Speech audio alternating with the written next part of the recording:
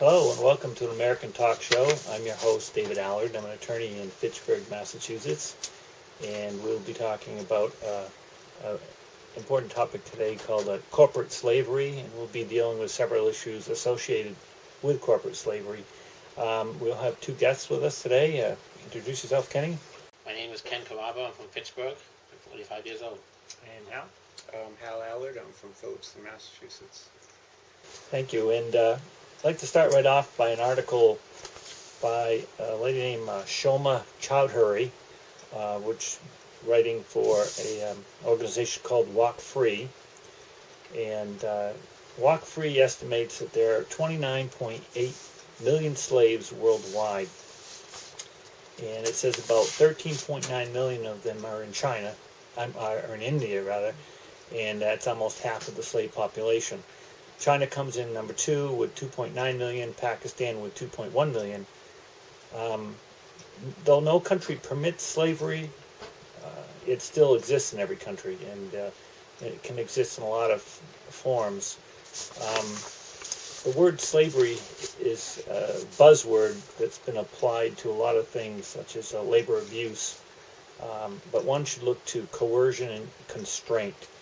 Is the worker free to leave? And maybe the worker is physically free to leave, but are there ramifications for the worker or the worker's family if the worker leaves? For example, there are orange groves in Florida, and there are Mexicans who pick the oranges in Florida, but the Mexicans who are migrant workers may be afraid to leave the orange groves in fear of repercussions to their family back in Mexico.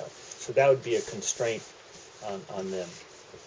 So this type of slavery does exist, as well as overt slavery, where people are absolutely not free to leave. So this is a more coercive type. Modern day slavery entails controlling people and exploiting them through coercion. Talking about India, for example, there are several types of slavery over there. Bonded labor, sex trafficking, child labor, domestic servitude, ritual sex slavery, bride trafficking, even harvesting organs. 3/4 of the domestic workers in India are between the ages of 12 and 16, and 90% of them are girls. The Indian government says 12.6 million minors between the ages of 5 and 14 years old are in the workforce.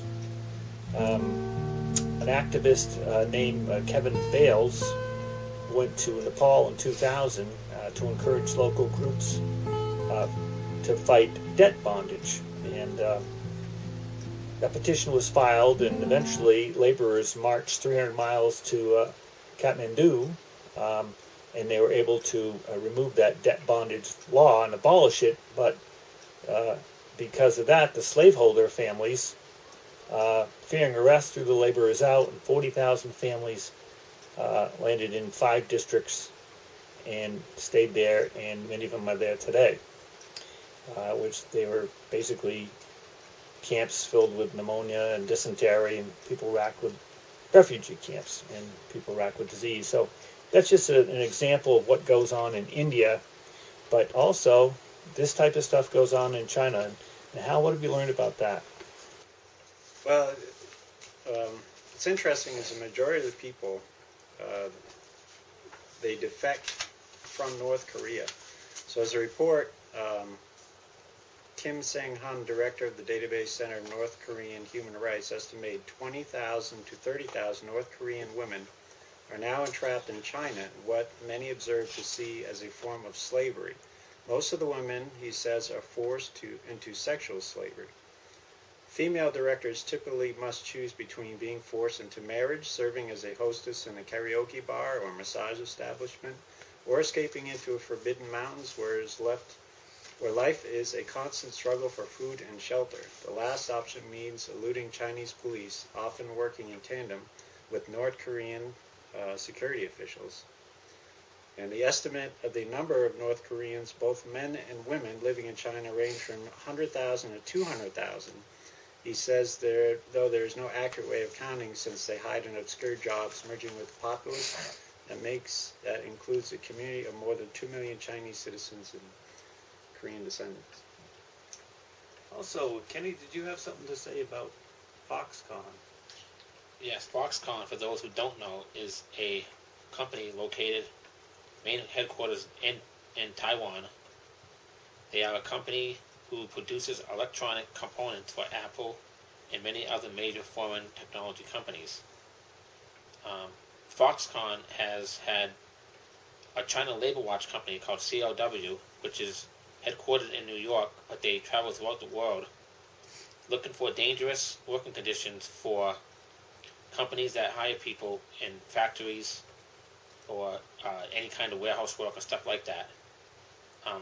This company, CLW, found that Foxconn had countless people working under unfair conditions, that their wages were not fair. They had no insurance, no injury insurance, and there were 10 facilities found operated by Foxconn that had violated the rules of the China Labor Watch, which was to protect the people who in the workforce for this company called Foxconn. And Foxconn is a facility that has employs. It's based out of Taiwan, and it has 1.1 million employees, and they are employed in Asia, Eastern Europe, Mexico, and Brazil.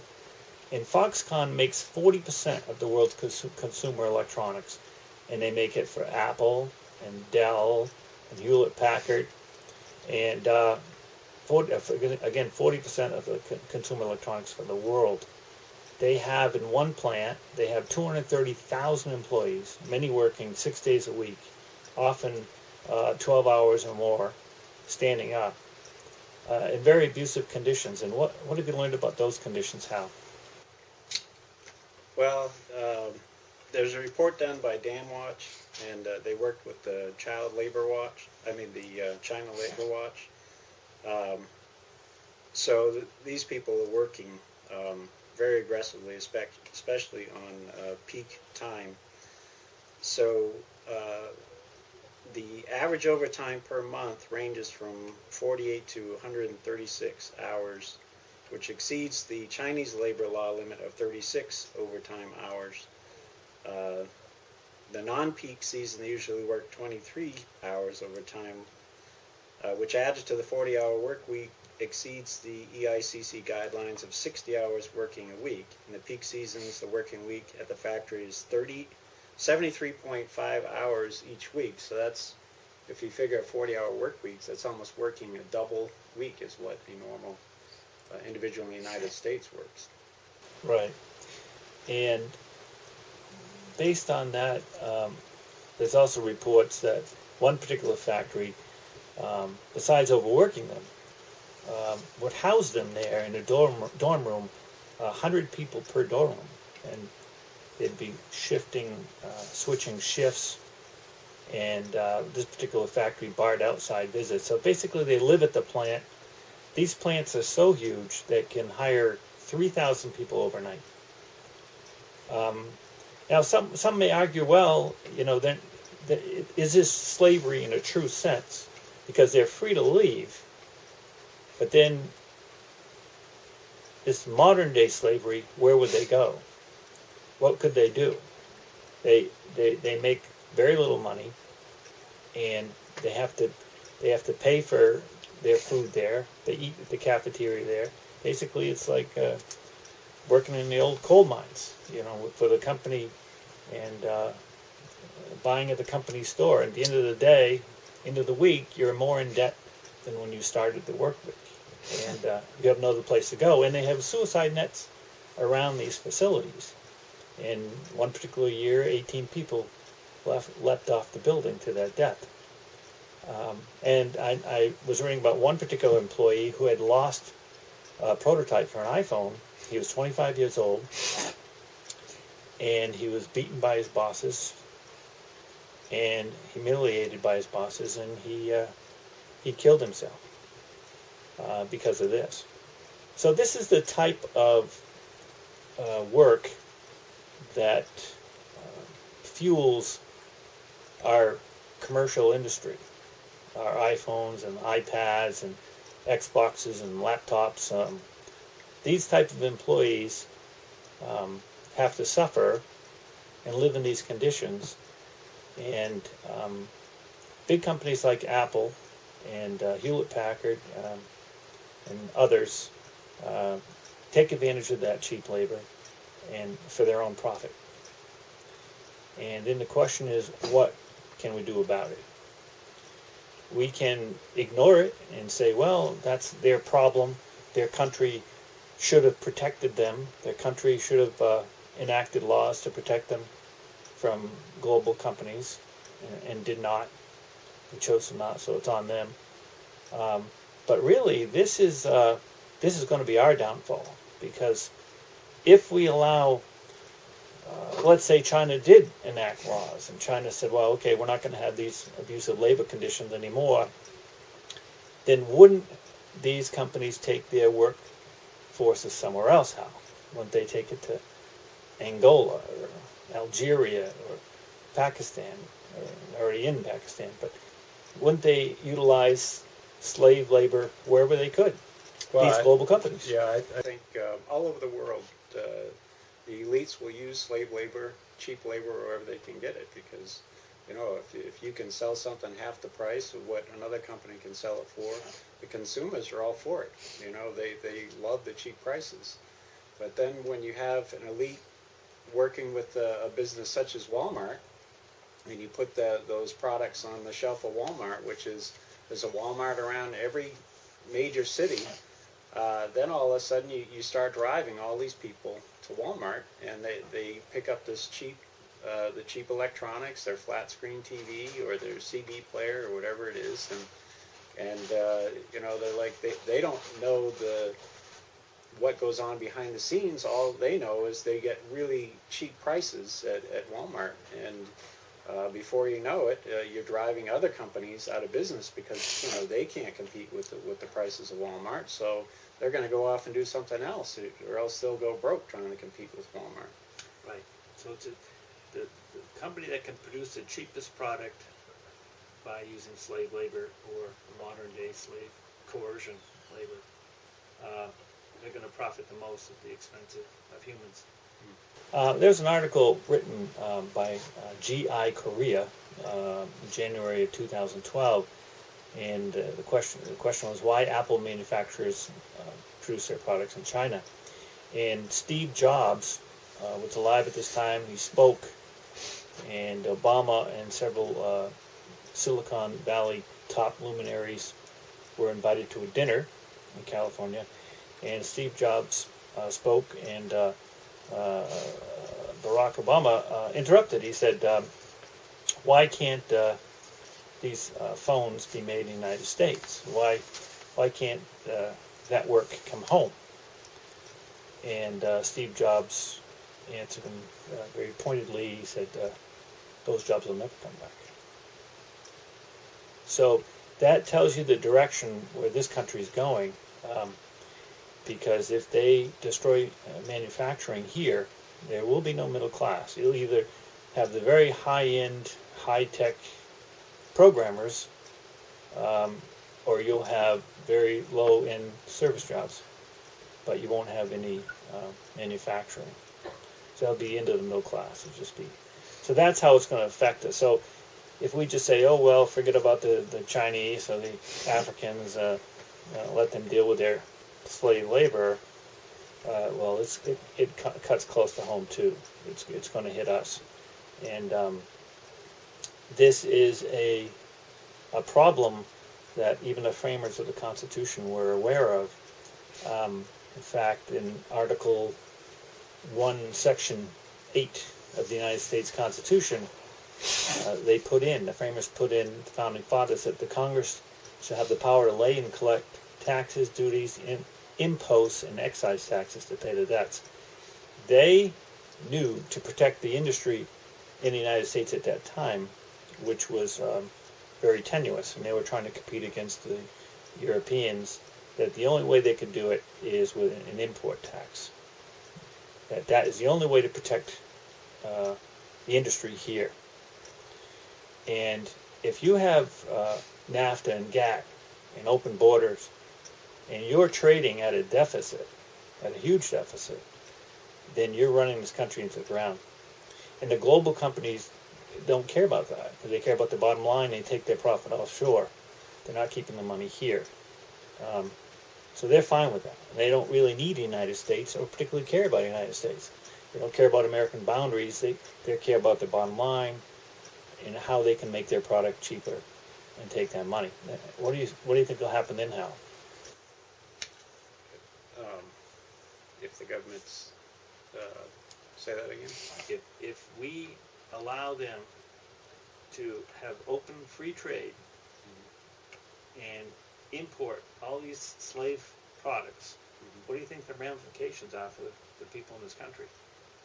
Well, it's like you say, they're just going to drive out the jobs, right? If we make chips over here and they can get them cheaper overseas, everybody's going to buy them overseas. They're just going to put everybody out of work, basically. They'll just go to service jobs. And eventually there'll be a welfare state. We'll be living at the mercy of the government because the government will be handing out the unemployment checks and the welfare checks. And that's all there's going to be. You're going to have a society of people living on the dole. There'll be except for the high-end workers. And not just that, it gets worse for the low-income workers at the factories, for people, for example, that work for Foxconn. Business Week stated that about 1/5 of the Chinese workforce, which is 60 million people, are what is called labor dispatch workers. A labor dispatch worker is basically somebody who works in China under an agreement where they're hired by employment agencies. In the U.S., they call temp agencies, so it's like the same thing as a temp agency. But the difference is that these agencies don't have any contracts or agreements with these workers.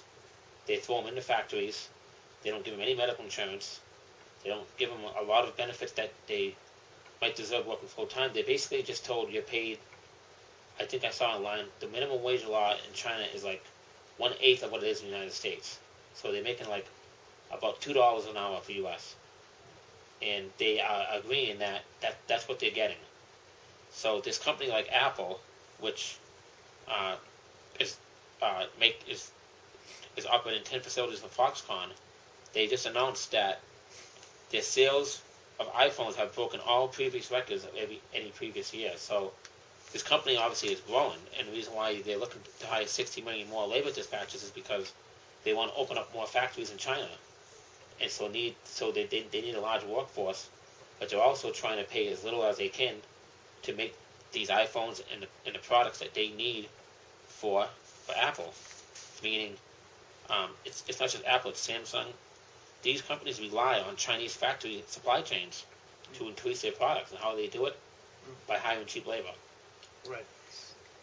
And this is kind of something that this country went through around the turn of the century, Industrial Revolution, when we ended up starting labor unions in this country.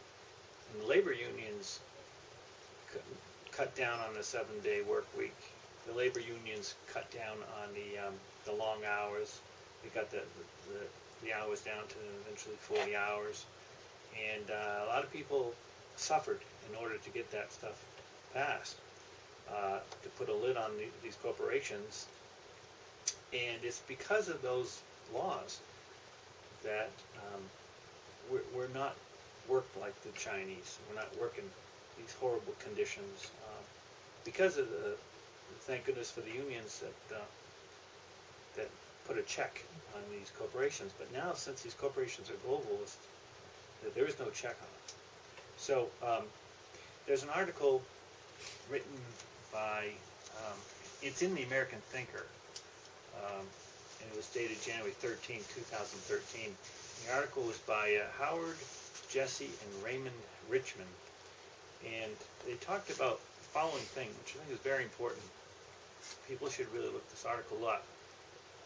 It says the U.S. faces a huge budget deficit and a huge foreign trade deficit. And those are two different things. If you balance a budget it reduces the demand for American products because it cuts spending, right? And then there's no money to spend on American products. But when you balance your trade, you increase the demand for U.S. products. So for example, this one year, first quarter of 2010, our trade deficit was $550 billion per year pace. That was the pace we were on. That we were going to be in the hole as far as the trade deficit with other countries. And that amounts to 100,000 in revenue for each job. So basically, if that cost us, if we didn't have that deficit, we would end up employing 5.5 million new jobs. That's what would be created. 5.5 million new productive jobs. So the trade deficit has everything to do with employment in this country. Well, you got to wonder what the allegiance is of the government to America, because if they don't limit these things or our business with other countries, I don't understand where their interest is. If in the American people, if they say, oh well, we're going to open our trade up to China and we're going to get cheaper products from China. I mean, are they really turning their backs on the American people? Absolutely. And NAFTA and GATT is a good example. And actually, when President Obama ran for office, he said, "Well, we're going to do away with NAFTA and free trade."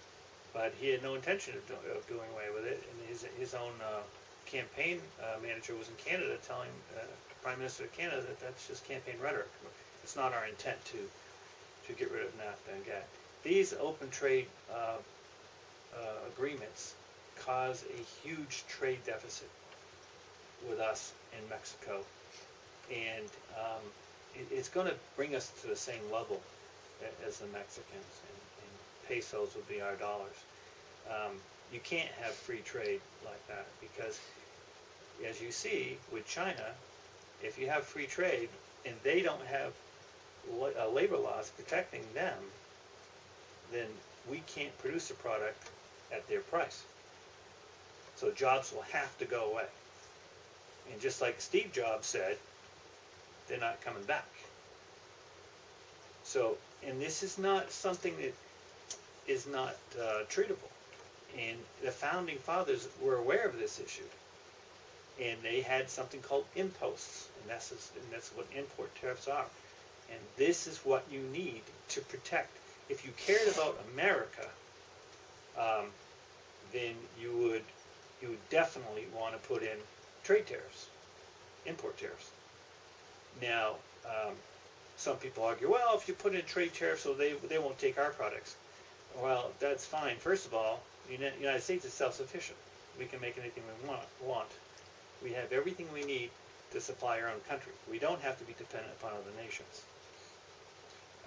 However, even if you said, well, I don't want to go that far, this article in American Thinker talks about what we should implement, which is it's called a scaled tariff. And it said the most effective way to balance trade is through a scaled tariff. It's a rate with each trade surplus. The surplus country goes up, down when our trade deficit with that country goes down, and disappears when the trade with that country gets close to being in balance. So the tariff would fluctuate depending upon the trade imbalance. That way, if you don't operate at a deficit with every country you're dealing with. And this is a brilliant solution, at least as the first step to protect industry in this country. But the global companies are not interested in protecting industry in this country. Not at all. So that's a problem. And until the American people smartens up to that fact, we're gonna be running right into the ground. We will have no jobs except for the the ones we talked about. Well, I think one of the bigger problems is that people want cheap electronics. They want a cheap flat screen TV. They want cheap computers. They want cheap things. You know, it's kind of America's way, and so they're willing to tolerate those things and turn their backs on them. You know, just so they can get their commodities. I agree, but I don't think that you're going to convince people to stop buying them. And they're already hooked on the cell phones and the iPods and the Xboxes and iPads. You're not going to get them to stop buying it. Right. And a campaign to do that would probably be not effective. But with one stroke of the pen, you could put a huge import tariff on anything manufactured overseas. Anything. And that includes all the small bits and parts.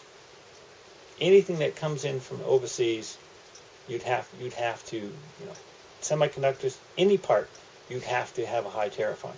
And I think if we did that, that would actually help out the Chinese people, the workers working 80 hours a week, because it would, if you put the tariff on, then it would force such a high demand on the products over there. Wait, since 60% of our products are imported from China, all of a sudden they'd lose a huge market. Mm-hmm. So, in my view, is maybe the companies will go elsewhere and operate elsewhere, these global companies. But good luck to them, because we don't need them. Mm-hmm. We can be self-sufficient right here in this country. We don't have to depend upon these globalists who they're not concerned with us, not concerned with our labor force, not concerned with our people. And some people take the view that, well, it should be a one world, new world order, one world government. I don't take that view, and I don't take it for a lot of reasons. First of all, we have a variety of cultures, and we have a variety of viewpoints and practices and mores. And I mean, we don't think the same way as people in India or Afghanistan. They have their own culture. We have some commonalities with them, but we don't want to be regulated the same way, the same value system. We don't want a central government regulating, at least I don't, every country the same way, so as if we were one big country. I don't think that's a good way to run it. I don't think they would think that's a good way to run it. And it's good to have variety. It's good to have different viewpoints, I think. Plus the remoteness of these countries. I wouldn't want one central government located in Switzerland to run the United States and India and Africa the same way. And even if that were to happen, it wouldn't be in an egalitarian sense. These global companies and these elitists would take advantage of the poor, and they would make out like bandits. Well, they are running the United States indirectly today, because the big companies control the swing of the government, the decisions they make. You know. And they're using the United Nations as a vehicle to do this, and try to implement, like we saw when we did the show Agenda 21. We saw how they were using Agenda 21 to try to get all the countries to conform to some global UN regulation, which they're going to take advantage of. And they'll be putting a pack and stacks in different countries, and people will be living in very small quarters where they'd be wealthy and living big. So anyway, I think we have to stop these global companies from doing this. And the only recourse we have is with a tariff system, because they can't beat that. But the problem with the tariff system is you're still going to have a root of the problem, meaning people in second, third world countries, whether it's China, which is actually a first world country, go over to Africa. And I checked a lot of countries in Africa earlier today online what the minimum wage there is. Some are paying 15 cents an hour. Some are paying 40 cents an hour. The tariffs are not going to change people being willing to work 60, 70 hours a week, because Right. they basically need the money. So no matter what, These This is where tariffs don't stop people from working. this is where we get to the point. This is where we get to the point. We as a sovereign nation, okay, we have the ability to control us. We can't really protect the workers in China. We can't protect the workers in Africa. We can only do so much. We can protect our workers, and we have implemented laws since the 1900s to protect our laborers here. And thank God that we did that. It is up to the Chinese government to protect their citizens in the same way, and they're derelict of their duty if they don't.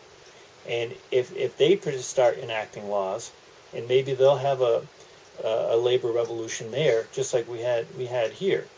But ultimately, it's up to the Chinese government to protect their employees, and it's up to the people in Bangladesh and in India, in Africa. We can't, and we don't want a global organization trying to protect everybody.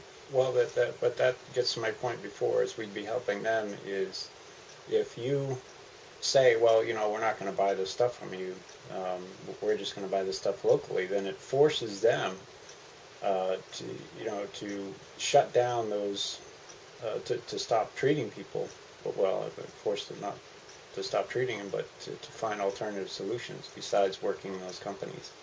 They would have to find alternative solutions, Yeah. and they'd have to sell it. They'd have to say, well, under what conditions will you allow us to import things? And we say, well, we could put conditions, well, we need proof that the labor force is being treated well. But the problem is they'd get around that. They would say, okay, well, these things have been outsourced to, we get them from China, but parts of them were outsourced from Pakistan or some other place. So the problem is we can't prove that they're doing right by their labor force. And some of these articles, they say, well, we're going to send in UN investigators or inspectors or actually from Apple to make sure that they're operating well. Well, they're not. And the point is they can always hide it, and they can always get it from some other place. So you're saying you don't believe there's a solution to have an international labor force that, for example, an international labor force company, just call it the ILCC. I'm just making up, says every country in the world has to pay equivalent to $8 per hour for hourly wage? No, I don't. Absolutely do not believe. You don't believe in that at all? I believe in the United States, and I believe that we are a sovereign nation, and that we're not under the thumb of the United Nations or any other world government. We are our own nation, and we have our own laws, and we protect our own citizens. And I don't want any UN entity trying to regulate me in this country. We have a Congress, we have a president, we have states, we have a state senate, a state representatives. We have a way to make our laws and to enforce our laws in a judicial system. We can protect ourselves. I don't want the UN over here. But if we don't protect others, then we in a sense aren't protecting ourselves, because The others people have to be protected by their countries. Their countries are derelict in their duty. What kind of government doesn't protect its citizens? What kind of government looks outward to some other world institution to protect its citizen? That's a government that's derelict in its duty. It's not doing what it's supposed to do. To govern its people fairly. And you can't expect other... It becomes our government's problem if we start buying products from the companies that are doing this to people. So what happens if we stop buying these products? And it's a good question that I think you can't answer until you see what happens. Maybe iPhones will go up, I don't know, to hundreds of dollars. Yes. I don't know. They will. They would have to, because they'd have to be made here. If the ones that were used here would have to be made here, it'd have to be made by American citizens. Now that would create a competition back here too. So, Hal, you might start a company to make iPhones, and Kenny, you may do that same thing, but you're going to have to try to beat out Hal. But on the other hand, when you do so, you still have to comply with the labor laws. Right. Yeah, but the other benefit of that is, yes, commodities may go up, but you're going to raise the labor force in the United States. You're going to there'll be more people owning their own independent businesses, and so there'll be more money to buy these products because it'll all be here. And on the downside of that is the 60 million people in China, and probably up to $100 million, 100 million people that work now don't have a job because of this international labor board force. So it seems like no matter what you do, you solve one problem, but you create another. I don't see it that way, because what I want to do is, I believe in the United States as a country, and I believe China should believe in China as a country. China does believe in China as a country. I think a lot of countries do believe in themselves. Then if they do, they have to create laws to protect themselves. And they can't expect some international entity, or nor should they want interference from an international entity to protect them. They should create laws to protect themselves. If they're a country, or you go start your own country, and you bring 100,000 people with you, and you find a plot of land, you have to find something for these people to do. You have to organize people to do things. You just what's happening here is you have some outside global company going into China and developing a workforce and saying, okay, well, make these things for me, and I'm going to make you. You're going to work 80 hours. If you don't like it, you can leave, and they can starve. So it's irresponsible of China to not find things for their own people to do creatively. Exactly. That's what they have to do, and that's what every country is obligated to do, is to find a way to employ their people, and to make sure that their people, and every country has its own advantages and resources. For example, in Brazil, they may have a huge sugarcane industry because that's natural to that area. In other places, may have oil. China's a big country. China has a lot of resources at its disposal. Yeah. They should have enough to find an industry somewhere without putting their employees through basically slave conditions, outrageous conditions. And then you have a communist government, which is a central government, which keeps them in that condition. They have no recourse. There's no checks and balances, and there's no protection for them at all. There's no state they can run to, or state rep they can run to. They have no protection from their own government. So they get nailed by the government, and they also get nailed by these profiteering corporations like Apple and HP can take advantage of them and put them in this. It's a horrific development, and it's something that China should stop. But at least if we cut into their market, and at least we wouldn't be supporting. So the question is, you're right. So then how do you get them to stop it? It's the question. Well, my view is this. How do you solve it? My view is this. We can't control what China does. If they want to imprison their guys, we can't stop it. But what we can do is we can protect our people. And we have a government here. And maybe at some point, if they realize that we weren't going to tolerate this, maybe they would change the way they treat their employees. Maybe they'd develop industries themselves and protect their employees in a better way. But we got to stop thinking like we're the policemen of the world. We got to stop thinking that we can march into and straighten out people's countries. There's an obligation they have to straighten themselves out. But what we can do is not support slavery, and this is what we're doing. And we're doing it, like you said, so we can have big TV sets and all that. But to go in that route and try to convince people not to buy TV sets and iPhone, that cat's out of the bag. You're not getting them back in there. Attorney Allen, you don't think there should be any watchdogs or any people out in this world keeping people accountable for what people would be considered right or wrong? The watchdogs are within the country. The country sets up laws for themselves. Those are the watchdogs. Countries are sovereign. Okay. But it's very difficult for these people to stop, or these elite to stop with these practices. There was, if the North Koreans are defecting over to China, The Chinese government will collect these people for profit and send them back to indoctrination camps over to North Korea. So they're benefiting from rounding up these people and sending them back. So it's a never-ending process. So they get paid to do that. So what kind of protection is China giving people in general? You know, what do they think about humanity when they're rounding up these refugees and sending them back for profit? What kind of government is that? See, that's probably what people want to know. It's a government that's derelict in its duty. It's worse than that. It's malfeasance. Right. It's criminal. It is criminal. It goes back to another show we had before, is you got to talk about morality and what is right and wrong, and maybe for them that's right. Maybe for them just to get profit to do something like that, they think that's upstanding, right? And that goes to what we talked about earlier, value system and mores. Yeah. That's why you couldn't have or shouldn't have a one world government, because the value system and the culture of China is different from ours. Right. We have our own set of laws.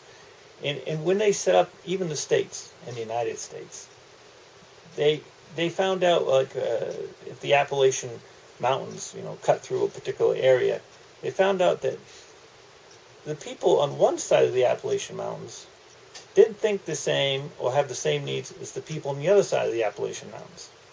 So they said, well, let's split it up around the mountains, because the way they are, their value system and what they think is right and wrong, they differ. They're not exactly the same. And when you mingle them, you have all sorts of issues. Right. So I think people really ought to look into this tariff, because I think it's the only solution, and it's an old solution. It's something that the framers knew about, but it's the only way to protect our companies. And all you hear when you see these guys run for office is that, oh, we want to create jobs. They don't want to create jobs, because they all know in order to create jobs, you would have to stop the imports. You'd have to have a tariff, and that's the only way. Because these 60% of our stuff is made in China, slave labor. People in Walmart are opening packages and finding notes in it that says, I'm held captive in a Chinese factory. That happened last year at Walmart. Right, and I'm saying if it gets to that point, there needs to be, I think governments should politically involve themselves with this and find out if this is going on and put a stop to it. I know you're going to say, well, what happens in China is not the United States' business, but what happened in Libya, the U.S. got involved. What happened in Libya a little while back. So, and that also wasn't in a sense, we should hold everybody accountable, whether you in the United States or not. I tend to not agree. I think it's because people think like that is why it's not going to get any better until someone takes this tiny steps to make things better.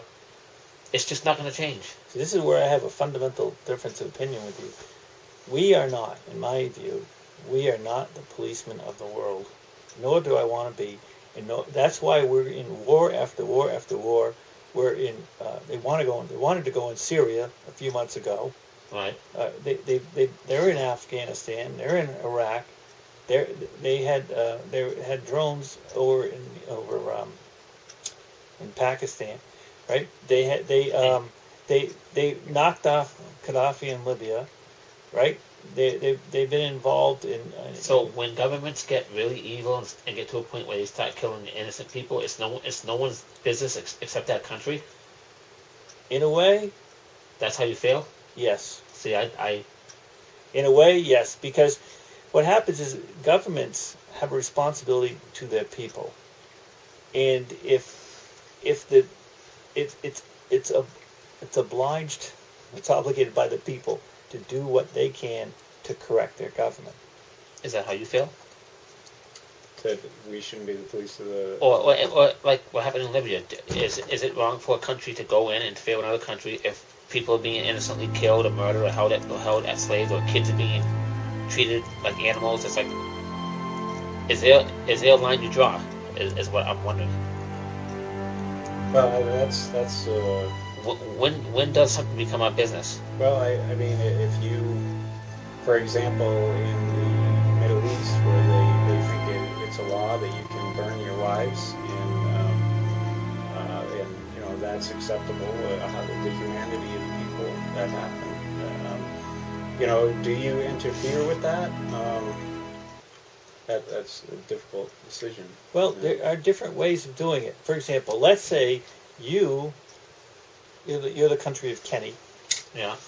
And Hal's the country of Hal, and I'm the country of David. Yeah. Okay? And you start abusing your citizens in your country. Right. And you start, burning women that have cheated on their husbands at stake or something like that. You have some horrible practices. Okay. Now, Hal and I can get together, or any one of us, and say, well, we don't like the way Kenny's country is run. We don't like the country of Kenny.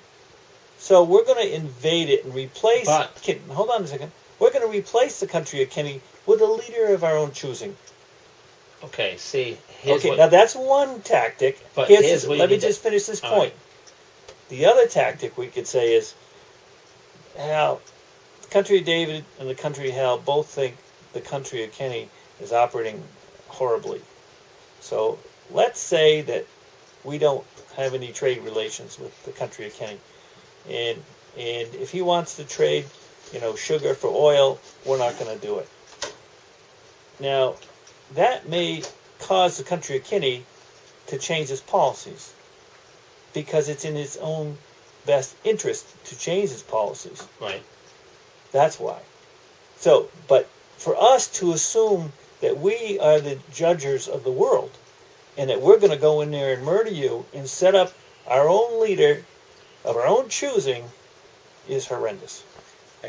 And I guess the way I would answer it is this, I think that it's fair to say, well, if you are going to abuse your wives, I think that, you may disagree, is that we could open our borders and say, okay, well, all of you who are seeking refuge against these practices will help out and find a place for you.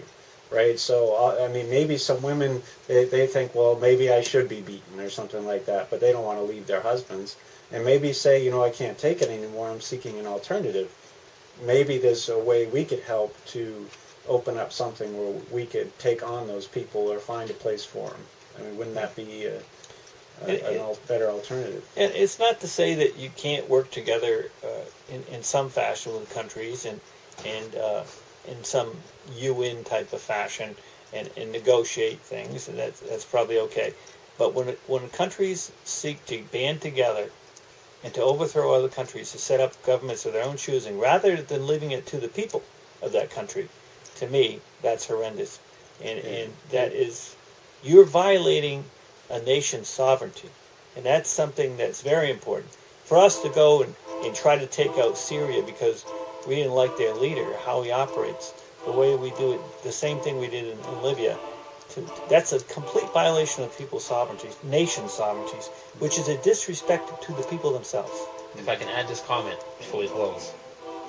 The people in Libya wanted the United States to come in. People were leaving that country by the thousands. What people? People in Libya were leaving that country by the thousands, just like people were not happy in Iraq under Saddam Hussein and so forth.